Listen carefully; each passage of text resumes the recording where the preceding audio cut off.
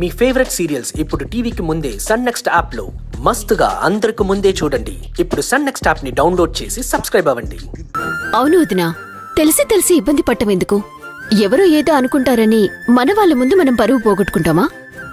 ఈసారికి తను లేకపోవటమే మంచిది. నా మాట వినోదినా, తనక్కడ హాస్పిటల్లోనే వదిలిద్దాం.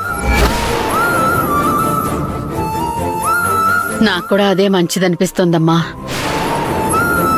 ఆ అమ్మాయి ప్రవర్తన ఎప్పుడు ఎలా ఉంటుందో తెలియటం లేదు.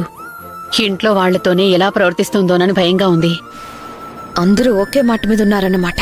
మీరేదో అవుతుందని భయపడుతున్నారు, కానీ ఇన్ని సంవత్సరాల తర్వాత మన ఇంట్లో ఆడపిల్ల పెళ్లి జరగబోతుంది. అది మన అందరి చేతుల మీదుగా అల్లారు ముద్దుగా పెరిగిన పిల్ల.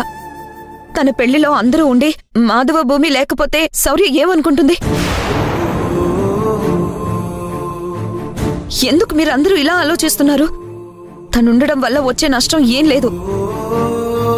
తన సంగతి మనకు తెలుసు కాబట్టి కాస్త జాగ్రత్త పడదాం. అంతేగాని పెళ్లిలోనే లేకుండా చేద్దాం అనుకుంటే ఎలా?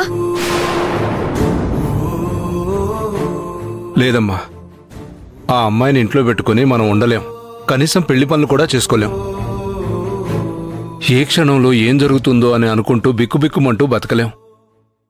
నా మాట విను, తన్ని ఇంట్లో ఉంచాలన్న ఆలోచన మానేసేయ్. అవునక్క, నాకు కూడా అదే మంచిదనిపిస్తుంది. దయచేసి నువ్వేమనుకోవద్దు. ఈ విషయంలో మమ్మల్ని నువ్వు బలవంత పెట్టకు. తనని అక్కడే ఉండి నువ్వు.